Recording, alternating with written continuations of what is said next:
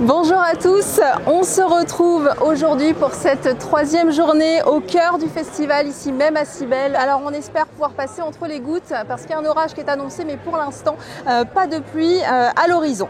Alors nous commencerons comme chaque jour notre émission par la rétrospective de la veille avec les moments forts de ce festival. Hier soir c'est Trombone Shorty qui a littéralement retourné le théâtre antique, et nous reviendrons également sur les images du concert de la Fabrica Groove qu'on a reçu sur notre plateau hier, et également de la fanfare Grand Abazu. Puis comme chaque jour, Jazz Actus, ce sont des invités exceptionnels. Sur le plateau de Vienne TV aujourd'hui, nous recevrons 4 musiciens d'exception qui rejoindront d'ailleurs tout à l'heure la scène du théâtre antique et qui nous font l'honneur d'être parmi nous. Et puis Hervé Perrache, le président de Vienne Atout Commerce. Mais tout de suite, commençons par la rétrospective de la veille et regardons ce qui s'est passé hier.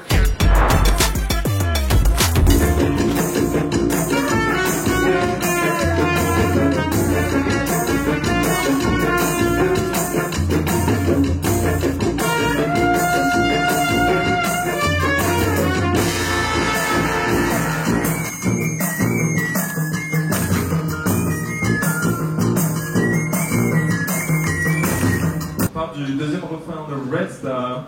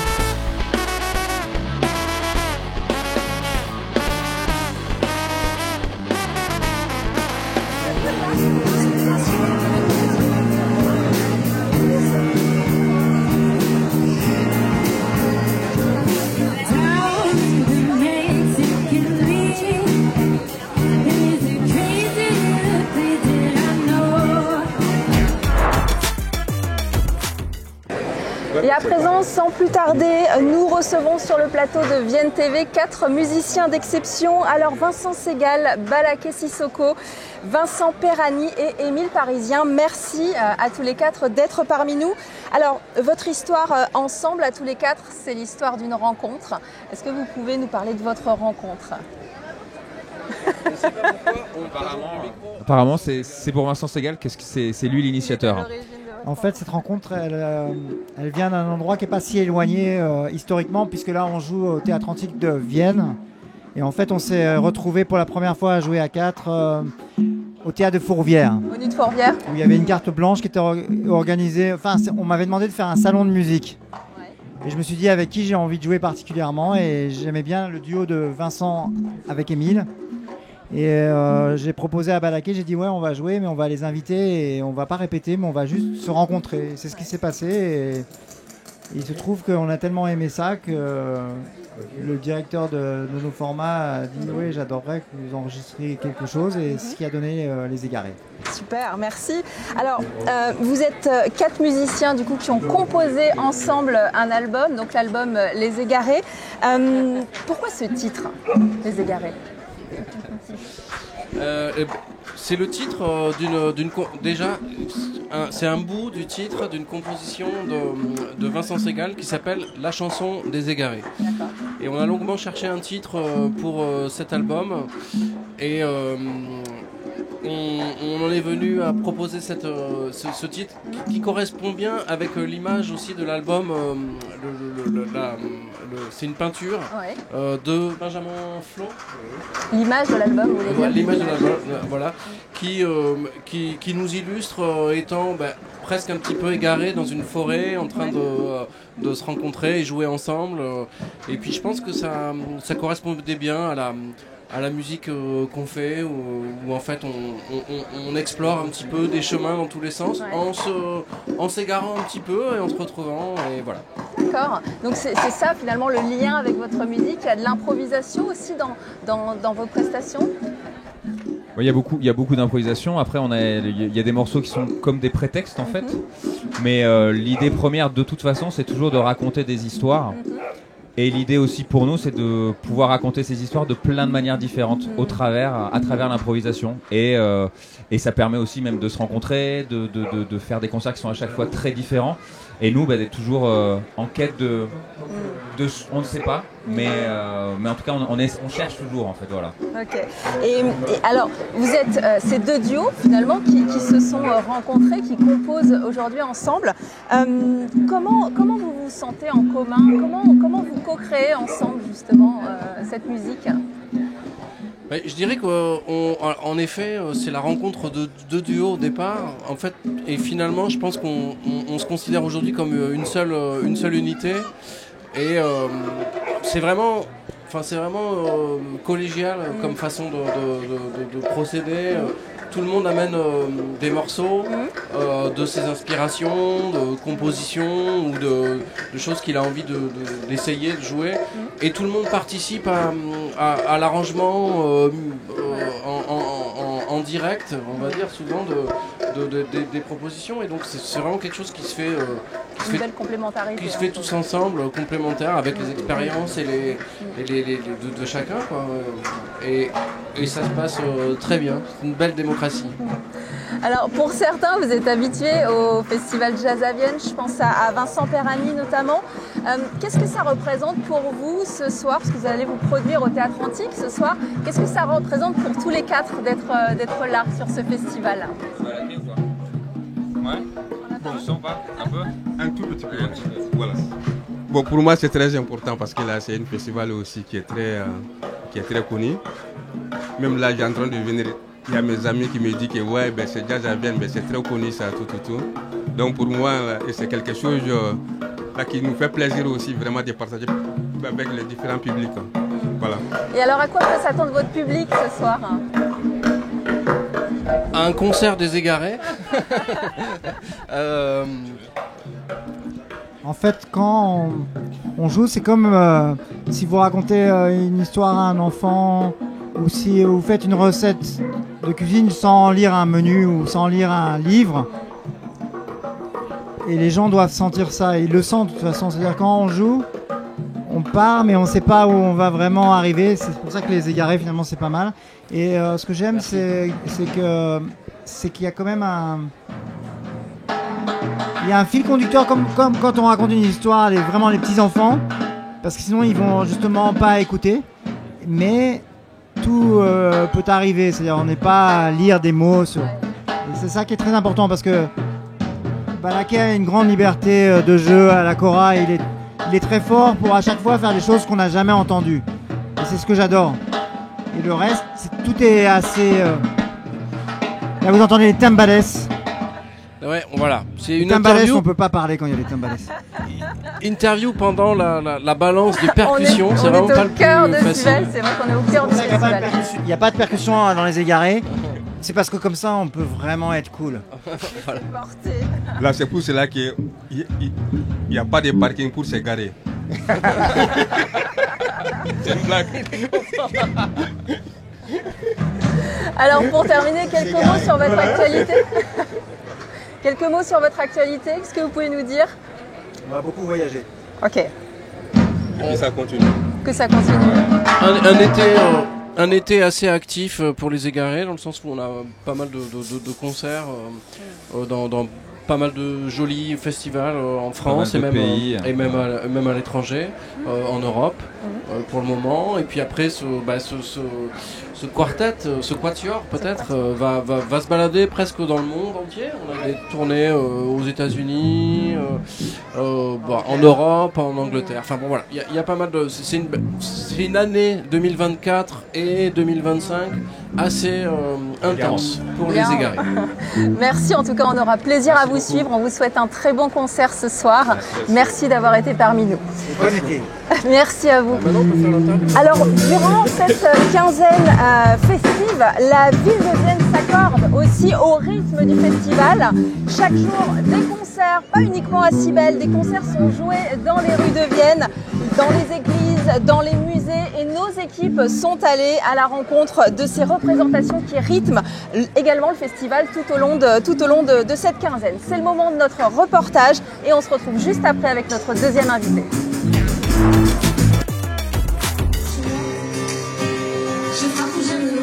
Alors pendant le Jazz à Vienne, ici on profite de cette grande place pour avoir une belle scène qu'on partage avec le Bar du Rocher, et on organise tous les soirs pendant la durée du festival des concerts tous les soirs, aussi parfois certaines après-midi en partenariat avec Jazz à Vienne. On essaie d'avoir une programmation bien chargée. Alors on essaie de faire plein de styles différents. J'ai mon petit programme. On fait beaucoup de rock. Beaucoup de reprises, de groupes de compos, notamment je pense au groupe de Gab, l'humoriste viennois bien connu. On essaie d'avoir ces gros groupes-là parce que la place est très imposante, c'est la plus grande scène de jazz en ville, et donc ça nous donne un confort de faire des groupes qui sont assez familiaux.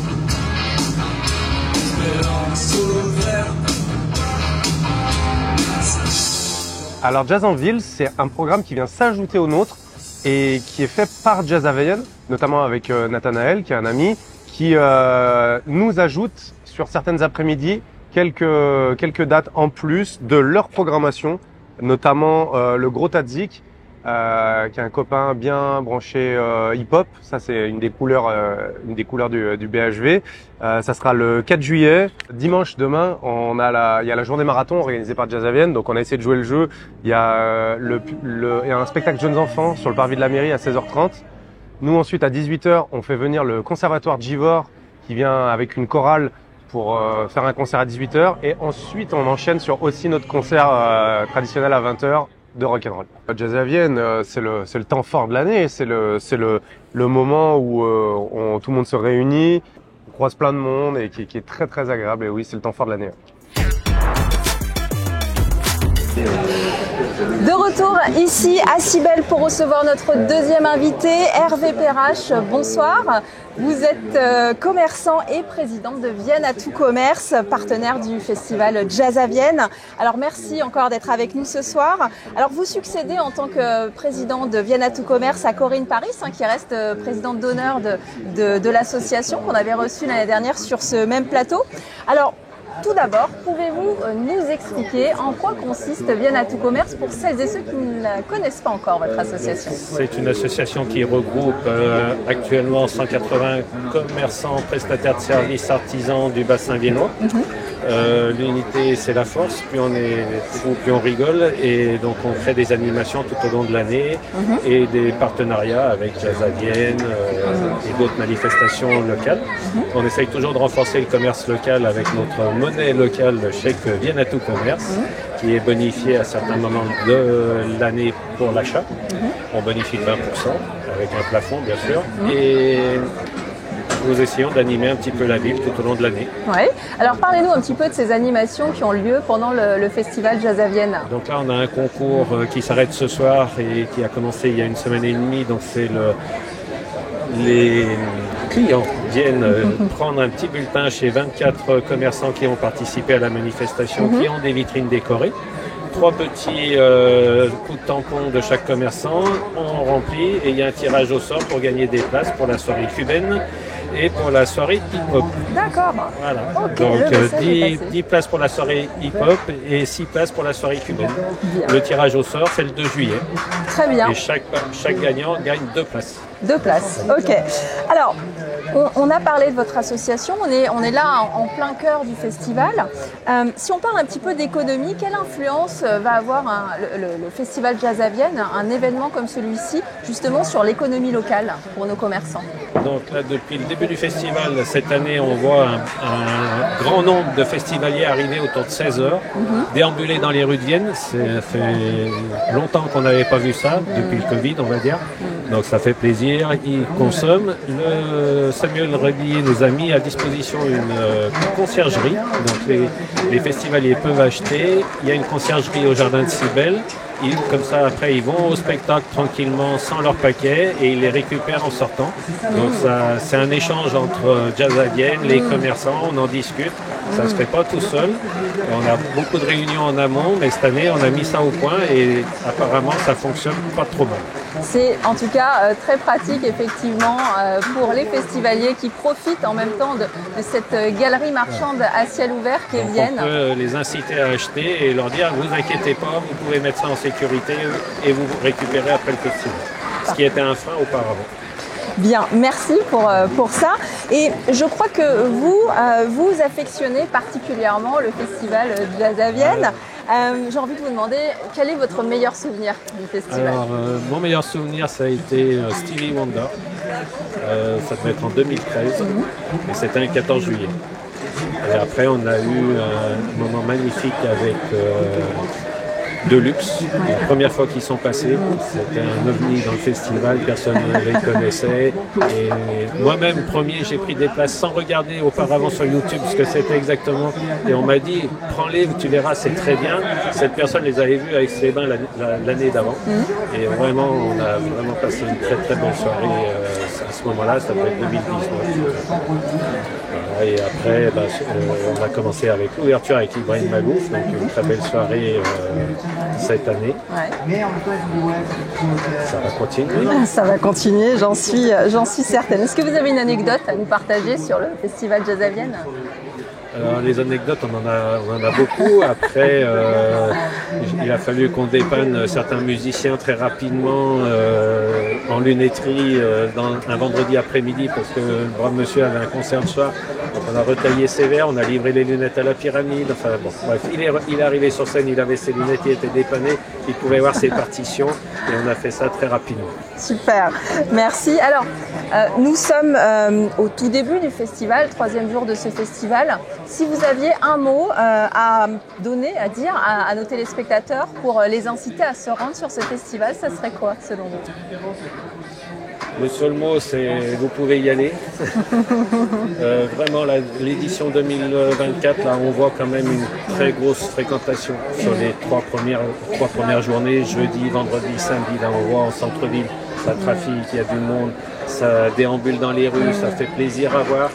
Je pense qu'on est sur un état d'esprit de 2019 maintenant.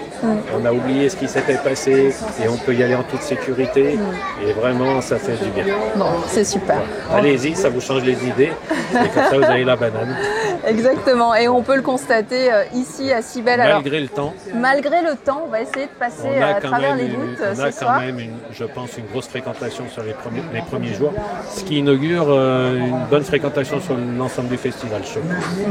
Ce qui annonce un très très beau festival pour tous, commerçants et festivaliers. Tout à fait. En tout cas, merci Hervé d'avoir été avec nous. Alors vous retrouverez sur la scène du Théâtre Antique ce soir dès 20h30 Nirina Rakoto-Mavo, Les Égarés qu'on a reçus juste avant sur le plateau et Oumou Sangaré. Donc au Théâtre Antique ce soir dès 20h30, une soirée qui s'annonce pleine de joie. Et comme chaque soir, vous le savez, la soirée se prolonge après au club à l'after avec des concerts dès minuit. Le temps du festival Jazz à Vienne, c'est aussi chaque jour ici même à Cybèle, dès midi, des concerts gratuits. Et on le rappelle, demain, c'est une journée marathon qui vous est proposée par Jazz à Vienne de 6h30 à 23h. Des concerts, des spectacles dans toute la ville. C'est gratuit, sur réservation, profitez-en. Et avant de se quitter, n'oubliez pas le jeu concours en partenariat avec Vienne TV et Vienne à tout commerce. 2 places par jour à gagner.